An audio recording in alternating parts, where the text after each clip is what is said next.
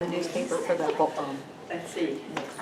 We're ready to get started? Dancing with the Stars? Yeah. Exactly. It's about a minute to 6. I think we can get started. I probably don't need a microphone. I think everyone can hear me. For those of you who are new, the mission for the Happiness Injection Project is to promote well-being through our thoughts, emotions, actions, reactions, and spiritual values. We have, the only cost is a smile in your presence. No smile, no problem. We're going to provide you with one. And I have professional speakers in the field of psychology at each meeting to give us a presentation under the topic of happiness. Welcome. Could you sign in, please? Thank you. We just had a little introduction. And I have been sending reminders for the meetings. I've also been sending a little inspirational mantras that I've made up. I hope that y'all are getting them. What's your name again? Gail. Katie? Gail. Gail. Gail got something supposedly from me, and it was not. It said that I was giving her a test, and she said she wrote back and asked if I had sent it, and I wrote back and said yes. Somebody's hacking the computer, so I hope y'all get it. I think you said test, but it was just you were testing it. Oh, you got that too? No, Yeah, wait it a was minute. just that testing our email. That's what it I'm was. so glad that you said Testing that. emails. Oh, so you were testing. I had never sent group emails before, and I wanted to see if it was working. Thank God that we found out what it was, so it's not a hack. Now, the last reminder I sent, Gail and some others didn't quite understand what I was trying to say about the perception of people. Did anybody not understand what I was trying to say? I did not get that one. You About didn't? the magnifying glass? Huh? About the magnifying glass? Yeah. Yeah. I I got that in the did not get that. It might have gone in your junk. It was at the bottom. It was at the bottom of the test. It's I on, think. it's on one of my bookmarks. These are the mantras It was at the bottom of the meeting that I notes. have made. Oh. It was at the bottom of the meeting. Always use a magnifying glass Magnifying to glass. view the other person's perception before giving them a magnifying glass to view yours. Does everybody understand what it means? Consider what the other person's going through. Relationships are so complex, y'all. And the biggest problem in relationships is either a lack of or poor communication. I had a phone call from a gentleman recently and said, so I wanted to return his call. And when I returned the call, the recording said, this person does not have a voicemail set up. Well, that's a lack of communication, and that's irritating, you know? It's like, well, he doesn't want me to return his call. Okay, goodbye. But I shouldn't say goodbye that fast because he was just being negligent. But that's an example. And poor communication, if it's not lack, it's just that we're not looking at the other person's perception of what the controversy or the discussion is. We're only thinking of ours. We've got to look at their perception before we explain to them what we're thinking about. That way you get a good two-way communication going. But anyway, I've preached enough. I'm going to introduce y'all to our lovely speaker. She is a professional clinical social worker. Her name is Lacey Kinsey, and I'm going to let her have the floor. Thank you.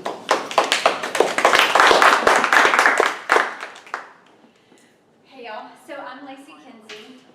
I'm a licensed clinical social worker. Been a licensed clinical social worker for quite some time. I've been practicing, I have a private practice. I've been working in mental health for about 10 years now. And a couple of years ago, I started my own private practice.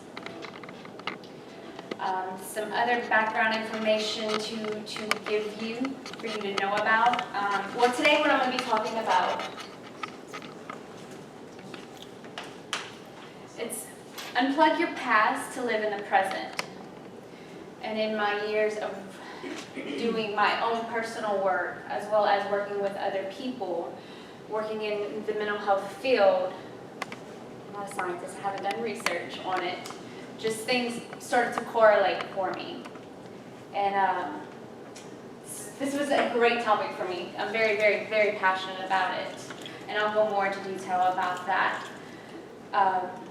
But as for me, about 10 years ago, right when I probably started, I got into grad school, I was dating a guy that was much older than me, and I was also cheating on him. And when the boyfriend couldn't be around or wasn't around, I would go and run off with this other person. One day I wanted to go run off with this other person, and he just shoot me off. Of course, there was other things going on in my life, and it was late at night, and I was like, you know what? And I grew up, I'm not from Lafayette, I grew up in Franklin. If I had a gun, I would kill myself. I was done. I was done.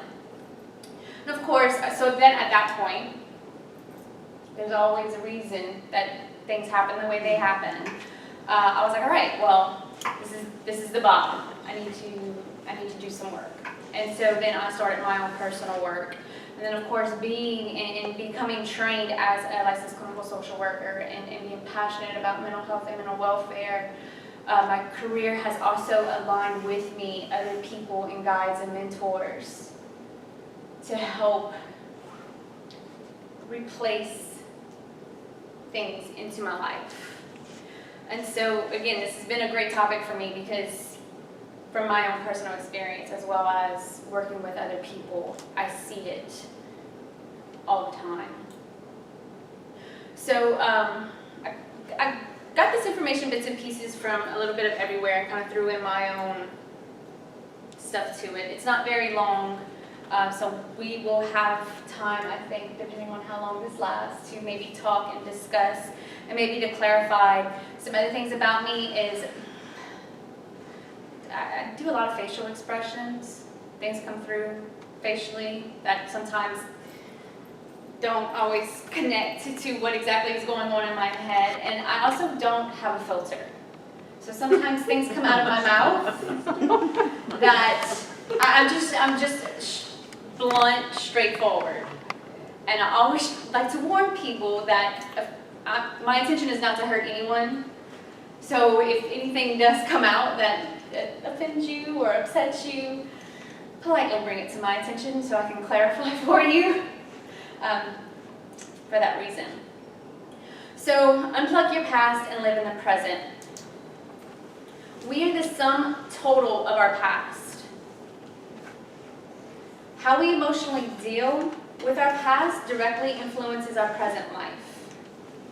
How we emotionally deal with our past directly influences our present life. At a very young age, at birth, I actually had this conversation with a client the other day. I'm like, well, we're born a clean slate. And she was like, no, I think it goes a little bit deeper than that. I think it actually begins in the womb. Yes. So 50% supposedly according to science. Okay. So it happens even before we are born. We are being shaped into the lives that we live. That starts our foundation. The environments we experience while we are developing shape us. Our biology has an effect on our development as well. And so whether it is outright and obvious, like significant trauma, abuse, or neglect, or our perception of the event, trauma and abuse are always in the eye of the beholder. I always give this example to clients that, me and a friend, when we were 5 years old, we're in a car, my mom gets in a car accident. Well, from that car accident, I start developing severe anxiety, panic attacks, that kind of stuff. Well, my friend goes on pleasantly about their life and doesn't have any issues. And that's an example to say that depending on our own biology, our own chemical makeups, how we perceive things and how it can affect us. However, the way our mind wants to perceive things is what triggers how we internalize things, which then shapes the way we think, feel, believe about ourselves and our world. So again, in that example, how I perceived it triggered a thought, how I internalized it. And then it shaped the way I think. Our thinking shapes the way we feel. Our thinking shapes the way we believe. Our thinking shapes our perceptions. It becomes the cycle. So when we are young, we do not have the cognitive ability to understand our emotions and feelings. We may know something is off and wrong, but we do not have the language for it. I always tell my parents that depending on the history of the parent, where the parent comes from, I know, again, from my own, I always use myself as an example. But if they're now parents, most of the time, even though if we come from a background where there has been some kind of trauma, we try to shelter our own kids from it. And what ends up happening is it does end up coming out in some kind of way, and I'll get into more detail with that. But we pick it up. We can't always say, oh, mom and dad are arguing or fighting because of this, but we know there's some kind of negative energy going on in there. So that's what I mean by we don't always have the language for it. We know something's going on, something's not right, but I can't tell you what it is. Another example of that is I have a young lady who's seeing me to work through some emotional abuse. And in one of my books that I like to reference to work through this abuse, well, first I asked her a question, how do you think this has shaped you? And she says, well, I don't know really. And so I start going through a list. It affects her self-esteem, it affects, it affects your self-esteem, it affects your relationships, it affects your intimacy, it affects how you parent, it affects, what else? I just kept going through a list, and reading through that list, she was like, yeah, that's everything. So I was able to give her a language that she couldn't quite identify with just yet. She knew something was off, she knew something wasn't right, but she couldn't quite exactly pinpoint, oh, because I'm being abused, my self-esteem is damaged, so therefore I'm being bullied in school. So we don't always have the language for it. And so because of this, we do not know what to do to meet, resolve, and satisfy our emotional needs in a healthy and productive way. So either intentionally or unintentionally, emotions that remain unmet, unresolved, and unsatisfied, emotions that we ignore, numb, or distract ourselves from, continue to signal us in the form of feelings and can manifest into physical, unhealthy conditions, physical illness, and disease. We store our memories, our thoughts, our emotions, and feelings in the cells of our body. When a current situation, incident, or event in our present lives resonates with a past situation, incident, or event, we instantly have flashbacks, and this can be on an unconscious level. Those specific stored memories, thoughts, emotions, and feelings are energized, and they resonate forward into our present. And essentially, we are re-experiencing or reliving our past. Even though we're in the present moment, that my feelings are here, so that's why I'm always like, I'm going here. That feeling comes back. The problem then is when our stored memories are charged with uncomfortable emotions and feelings. In this case, if a present situation, incident, or event, although different in content, resonates with an uncomfortable past memory, it is like re-energizing and reactivating an unresolved, unsatisfied, unhealed wound. And over time, this unhealed wound tends to grow even more toxic and poisonous as it vibrates into our present life and causes even the littlest problem to be blown out of proportion. People who resist going back to face difficult childhood issues are not fully acknowledging the pain of the loss or trauma that occurred in their lives. For many people, it has become easier to develop defenses to avoid facing their pain. While you can't relive those early years, you can recover from the pain of the past. Gradually, little by little, you let down those defenses that once helped you survive, but are actually hurting you now. Our defense mechanisms: denial, regression, repression, reaction forward evasion, judgments. Judgments is a defense mechanism. You're thinking about that quote you just mentioned about The perception of Perception. other people. It's defense mechanisms, and again, it's to the extent that it's hurting us. A big part of it is to protect us. We have defense mechanisms to protect us. They just get to a point where they hurt us. So you can learn new life skills, so you can begin to accept and internalize that it's truly possible for you to be imperfect and still be lovable, make mistakes and still be forgiven, and feel and express your feelings openly, honestly, and safely. No more secret shame. No more need to make a superhuman effort to stay in control so you can keep up appearances. No more need to protect your vulnerability and hide your true self from others. No more need to put up barriers that keep people at a distance. This is available if you choose it. Recovery starts with recognizing that you would like at least part of your life to be different than it is now. Many people I work with have difficulty remembering such events in that past. Many times, people associate their past with, oh, I used to hear this all the time, oh, I had a great childhood. Some people do. Some people do. We all take things from our past. Again, this could be both positive and negative. And also, some events from our past we have internalized. There's this social acceptance and this norm around certain things in our environments, that from our early environments, that we take with us. Our other family members, for multiple reasons, but a big one is to protect. Again, to protect.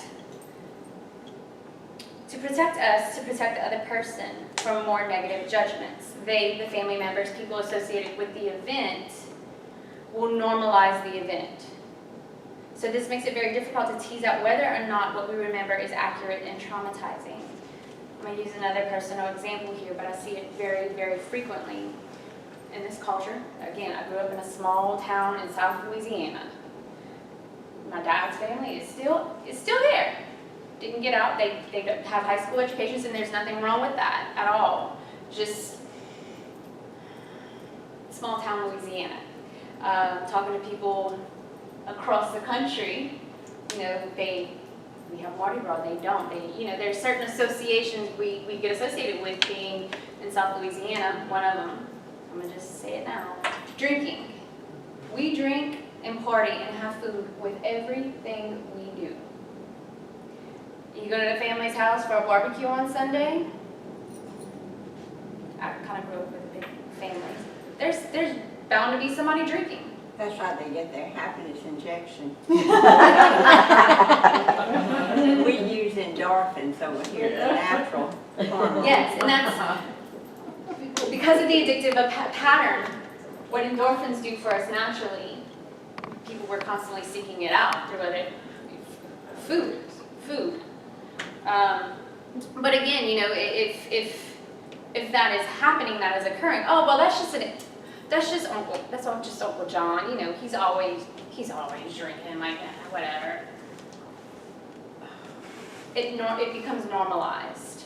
Maybe he doesn't have a problem with it. Maybe it's a Sunday barbecue and that's what he does. But it's things like that. In that example, is what I'm talking about. How changes our mindset towards certain things, certain factors, certain events in our lives. So in order to recover from this past, if it is not an outright obvious wounding, I always encourage people to begin by identifying their thoughts and feelings about themselves.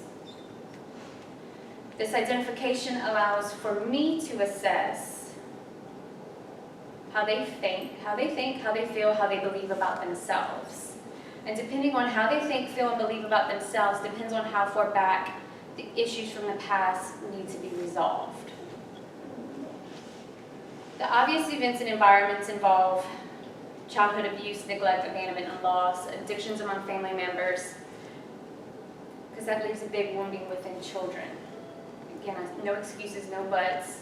As a child, if you experienced any of this, regardless of who told you what and how to feel about it, it has affected you in some way. Positive, negative, it has affected you. We also take two different perspectives from these woundings. We either identify with what I'm going to call the perpetrator, or we identify with the opposite, the do-gooder.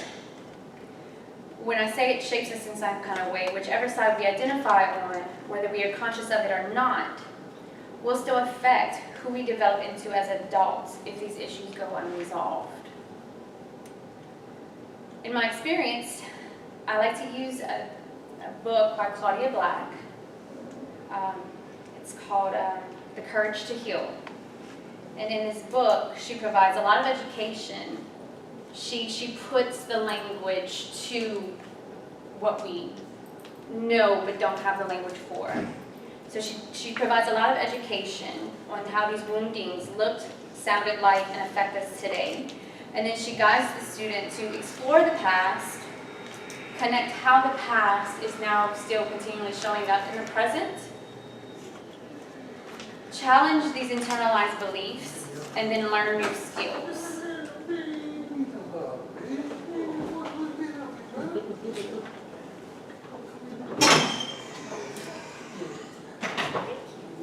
And I think, feel, and believe that resolving the past in this way, on top of learning new cognitive skills to replace these learned thought patterns, is the way to live in the present. So that's all the information I have written down. I can talk more about moving forward. Okay, Lacey, I've resolved my stuff from the past. What do I do today to continue to live in the present? Yes, ma'am. Cognitive suggestions, what are some cognitive ways to deal with the past or to overcome it? Could you repeat the question, because this is going to be on tape? And then say that last stuff that you said. What was that last sentence you just said? Okay. Using cognitive, she asked, using cognitive techniques to overcome your past. Right. I'll get to that. And then the last thing I said was that I think, feel, and believe that resolving the past in this way by education, putting that language to the events, on top of learning new cognitive skills to replace those learned thought patterns, is the way to live in the present. And so the line of work that I practice, I am a practicer, believer of the law of attraction. The law of attraction, there's a lot more into it, but to sum it up, it basically talks about what you think about, you bring about. So because of the learned thought patterns from my environment, I unconsciously think and believe about myself that I am a bad, unworthy person, and I don't deserve any good on an unconscious level. The law of attraction says that I can be going about life, but because I have this unconscious thing going on, I am going to be aligning to me and attracting to me those things that reaffirm to me that I am an unlovable, undeserving, worthless person. I also practice from a cognitive behavioral theoretical approach, which is you start changing your thinking, you change how you feel. Belief is our thought patterns. And it begins with some very obvious ones. A conversation I had today, and I think Mr. Neal? Me and Mr. Neal had this conversation a minute ago about negative feedback loops. Jumping around a little bit, so if I don't answer your question. You in my league. Okay. I'm the same way, ask her. Talking about traumas. One thing that I know about traumas is anxiety. We have the extremes of anxiety, post-traumatic stress disorder, obsessive compulsive disorders,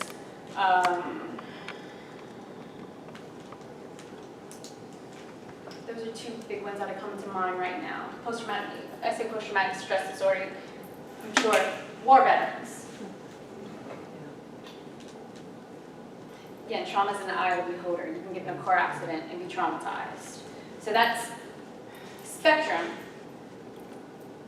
Generalized anxiety disorder, and maybe I just sitting in front of a lot of people and I just need to take a couple of breaths.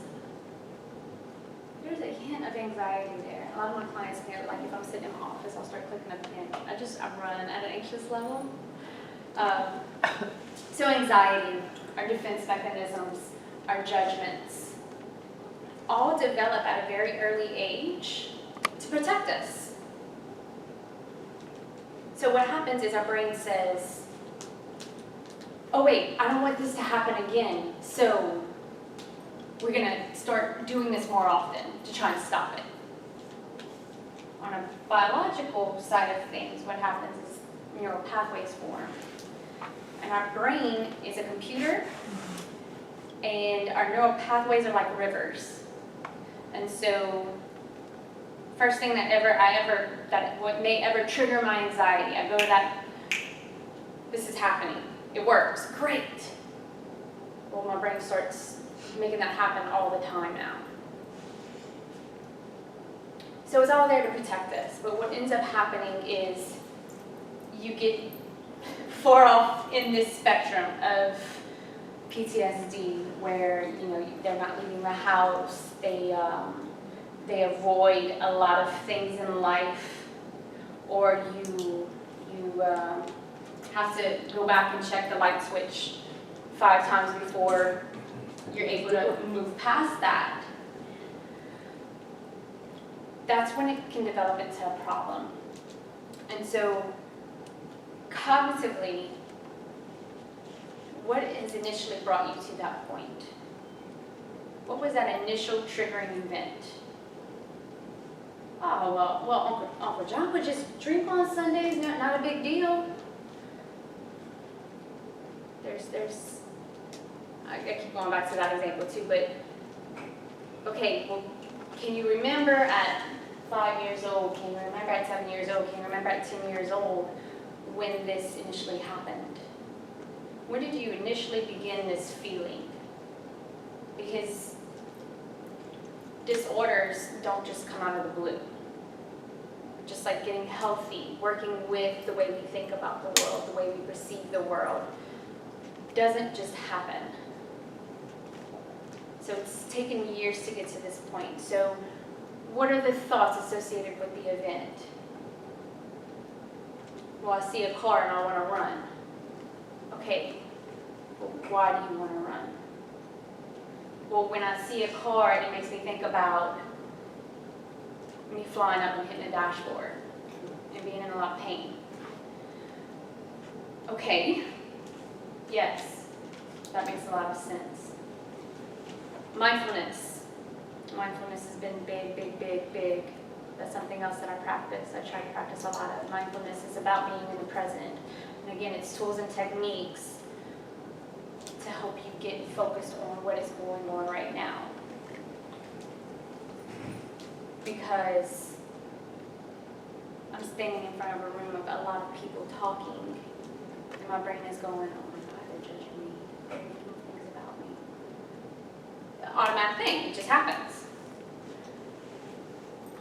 Let's get present. What am I touching? What am I doing? What am I speaking? What does my face look like? So the present techniques is getting that mindfulness down pat. Because when you start working at and resolving these past things, the ability to take yourself out of it quickly is very, very important, because it brings up, depending on how deep the wound is, how psychologically damaging the wound is. You may want to have those quick, I need to get out of this fast tools and techniques under your belt. Journaling. I get a lot of clients who, oh, I hate journaling. I don't like journaling either. But journaling, jotting down, my journaling, I tell my clients, my journaling goes from my to-do list, my daily to-do list, to, oh wow, I had this really cool event happen today and I just want to make note of it. When you're wanting to move forward, having those memories and milestones, I think, are important to have to reflect on your growth. But even just,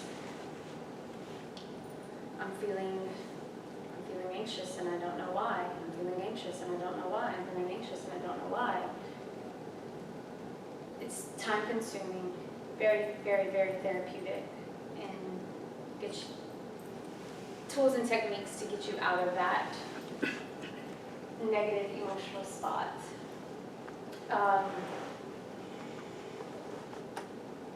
It's easy for me to talk about the cognitive tools that I use with my clients. It's a harder process. I do some education on our automatic thought processes, like I just explained to you guys, what exactly is going on in the brain. And then they learn, and they start keeping track of that. They start journaling that. And then they learn some more about clusters. Our brain likes to cluster things. So they learn about all these different clusters. One of them, overgeneralization. Oh, well, that one car accident at 5 years old. Now I'm overgeneralizing that every single time I get in my car, I'm going to hit a dashboard. So learning and educating my clients about those clusters that form, and again, the journaling out process, being able to identify that. Because again, like I said, it's going on presently. It's going on currently. Even though it's an event from the past, it's triggering constantly. And then, what are you going to replace that with? Because yeah, okay, well, now I'm associating it to a thought I learned a long time ago. I know what my brain is doing now. What am I going to begin to replace that with? Mindfulness. I'm not in the past. Affirmations. Affirmations. So many things in our environment teach us we are unworthy, we are undeserving, we're never good enough. And be afraid. And so if it's coming from us, and I'm overgeneralizing by saying everywhere, but TV, culturally. I'm 34 years old, I've never been married, I don't have any kids. I go back home, when are you going to get married and have kids?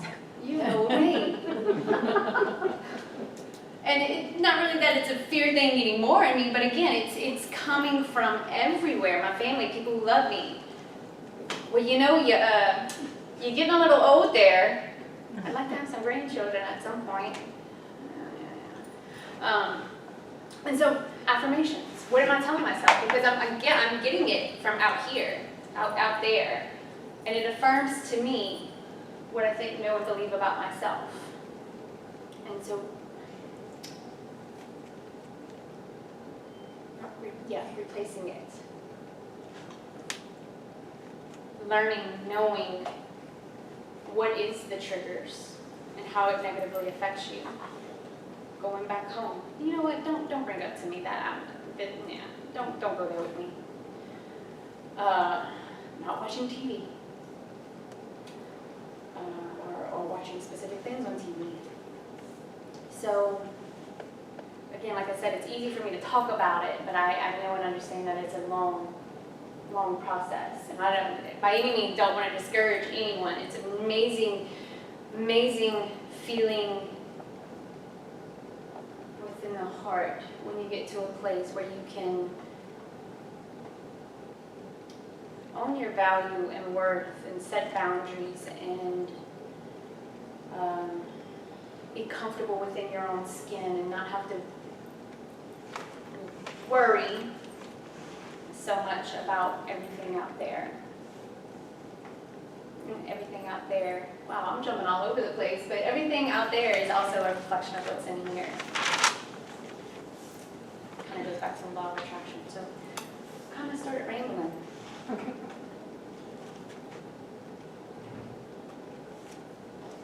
Any questions, thoughts, concerns? Does anybody have any comments or questions you'd like to add to?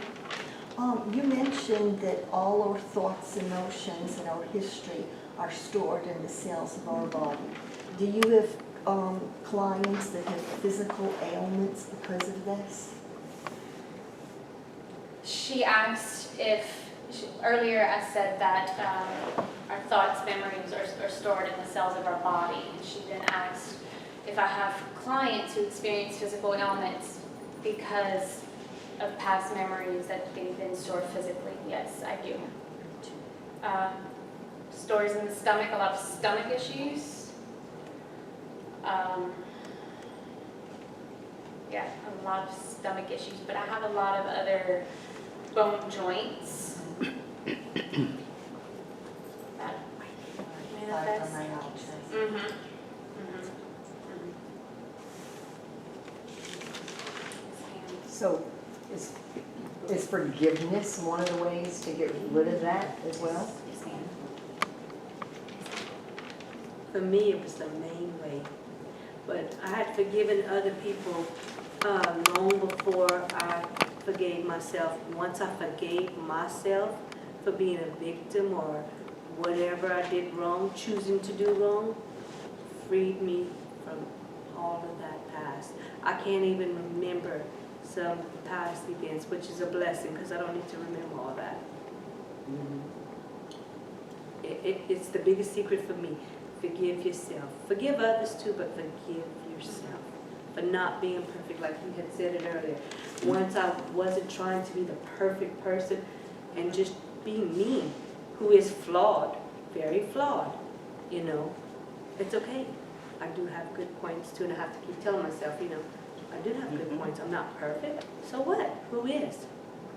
I think that's so important, Ella, because we don't have to associate with other people, but wherever we go, we are there. And if we can't forgive ourselves, then we're just traumatized with ourselves. We can't get rid of it. Any way we don't forgive others, that's bad, but it's not as bad as we gotta live with ourselves. So Ella's got Well, to see. but when you don't forgive others, you're letting them control you. To this present day, for something they did many, many years ago, so you've got to forgive them. That's the Christian part of me, though, forgiving people. That comes from God. And I kept saying, why do they deserve forgiveness, but I don't? What makes you so special, Ella, or think you're so much better than these people that you don't deserve forgiveness? And when I finally forgave myself, freedom, people, freedom. And when you hate someone else, it's not hurting them. It's like drinking a cup of poison and hoping it kills the other person. You know, it doesn't make sense. Can I say something? And the same thing applies for grudges. If you're holding a grudge, then you're holding unforgiveness. Yes. That's And right. so what I did, I read this book and it talked about holding grudges and unforgiveness, and he said write a list. So I started out 1, 2, 3 people. I ended up with about 55 people that I was holding grudges against, going back to 5th grade. People that, you know, hit me or picked on me or whatever, and then I catch myself later in life if only I would have done something different and hit him in the mouth. You know, that's unforgiveness. And it says to pray, forgive that person and pray for the person. That way you can get healed of that. And so it's a process like everything else. Praying for the person is important. Mhm. Your prayers will come naturally if you just fake it till you make it. Teacher, may I share this with y'all? Marlene and Heather, both of y'all have attended this workshop that Dr. Peter DeVitt, he's a medical doctor from Texas, and he does this kind of thing, which is similar to what you're doing, but it's a very systematized method, and he calls it recall healing. And part of the thing, you may have heard of it, what he does, he goes to the person's lifeline. It's a one-on-one with the doctor and the patient from their beginning from conception through the present life, present age. And you find out what these triggers, these events in the life that happen in childhood, adolescence, and adulthood, which trigger a conflict that they carry. Many times it's unconscious, they carry it. And yes, the theory is that all disease happens because the mind, the computer, downloads it to the cells. And then the body organs of the cells have this stress, and the disease is manifested. So in this recall healing therapy, the doctor helps the patient discover what caused this thing, the events in the lifetime, and of course forgiveness is a part of it. And then there's a kind of you could say it's a prayer. It's just to say I love this person, and you forgive this person, and then you give thanks to God that you have life. And that's the beginning of the healing process. So that's it in a nutshell. And one more comment, you were talking about when does the body start to download the conflicts? And it's not just in utero, and you can go to the scripture, and I'm not promoting the Bible, but the scripture says the sins of the father is transferred. So it's generations back that there's a new term in New German medicine called epigenetics. That goes back to the ancestors, and these traits, which we call genetics, but it's transferred to the baby, and then they live these out, and during the recall healing session, if they can discover what it was that triggered this, say any medical condition that you want to think of, and if they discover it, the mere fact that they come to recognition of it is the beginning of the healing process. That's what you do.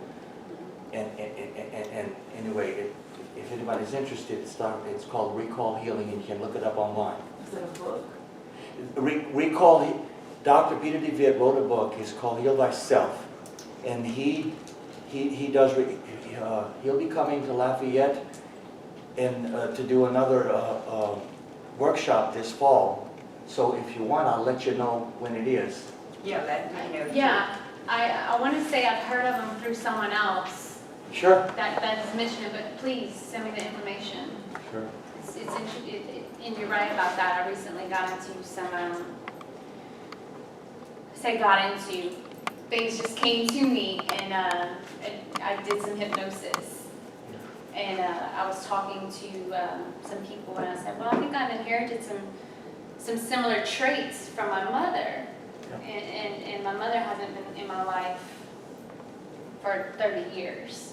So, you know, I mean, there's the genetic component.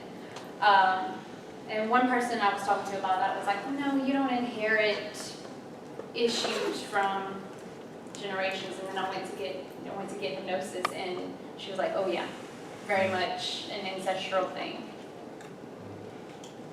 So yeah, You're right on there.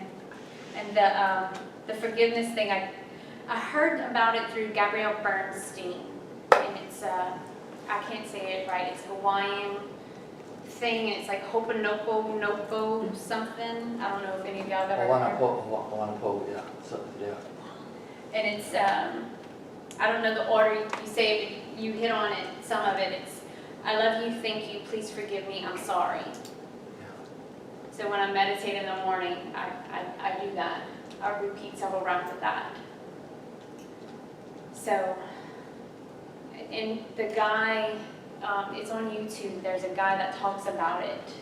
The psychiatrist that came, I think he came up with it. Because he talks about how, Is it Gilbert Reno? I don't remember, it was a Hawaiian guy. I don't know. I don't.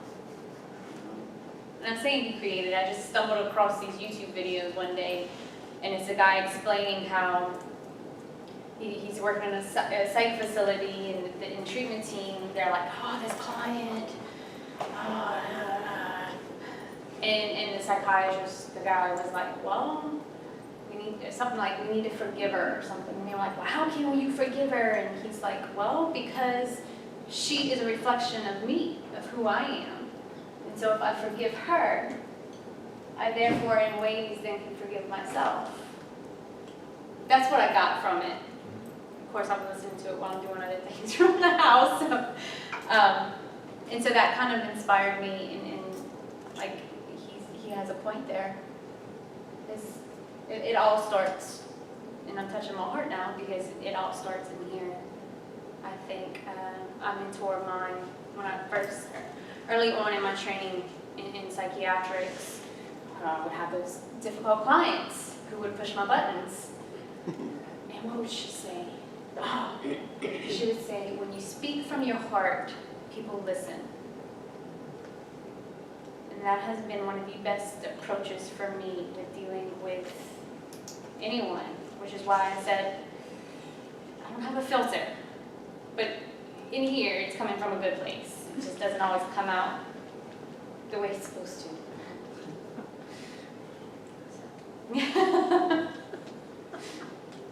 That's a good point. In recovery, there's another quote that says, I judge myself by my intentions while the world judges me by my actions. Which in recovery from addictions I think is very profound. Because most addicts that I know have a good heart and they have good intentions, but their behaviors don't show it. So that's inspiring.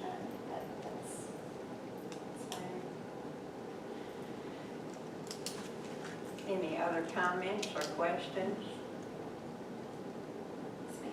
Like the, just the general fact of, or concept of, unplugging the past. What's your recommendation or thought on, when that past, is a person, a third party who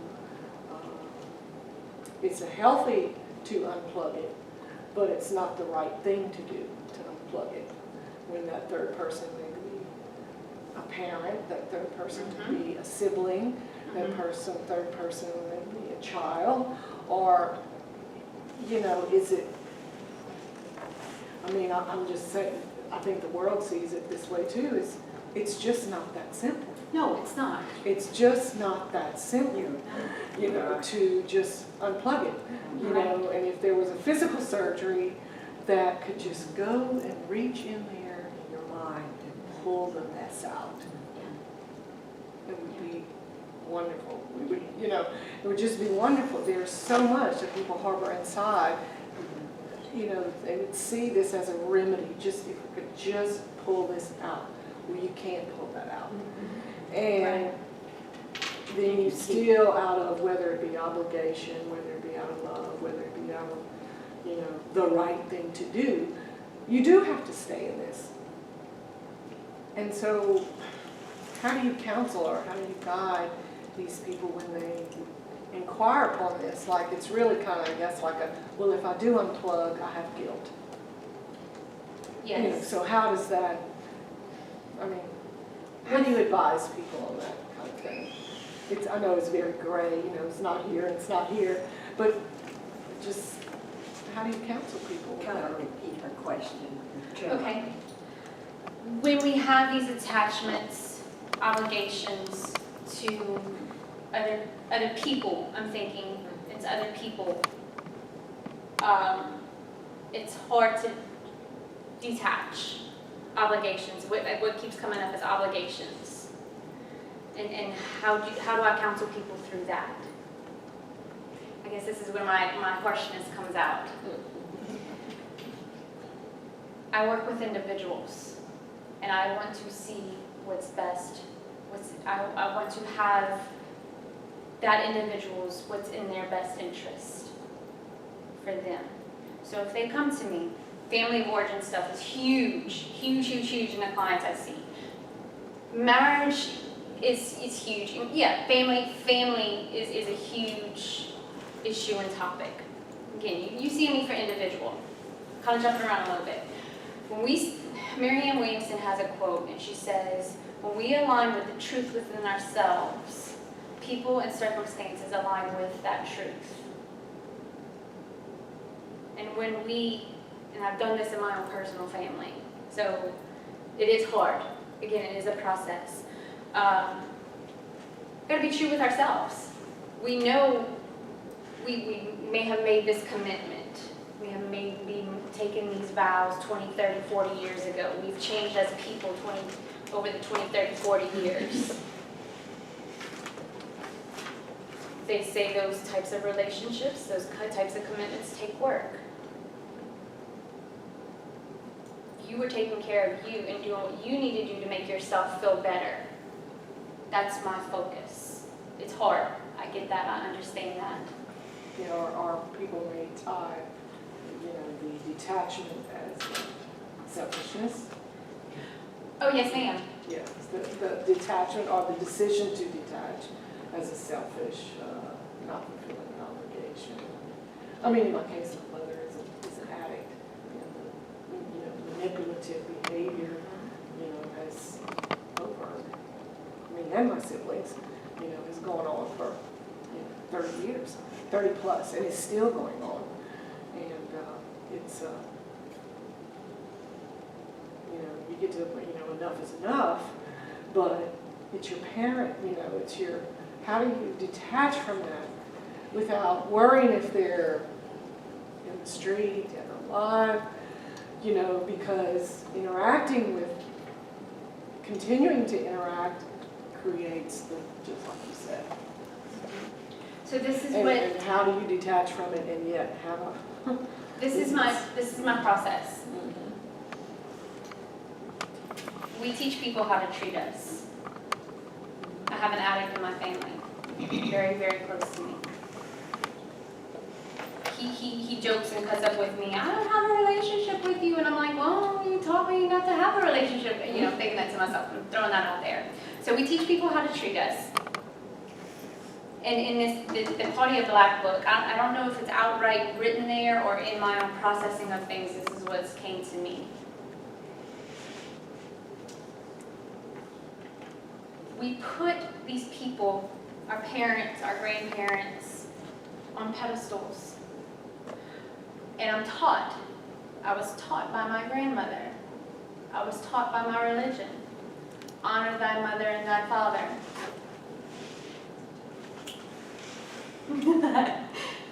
So that keeps that cord there, right? Oh, well, I gotta honor my mother and my father, or I'm gonna go against my religion. And in my own processing,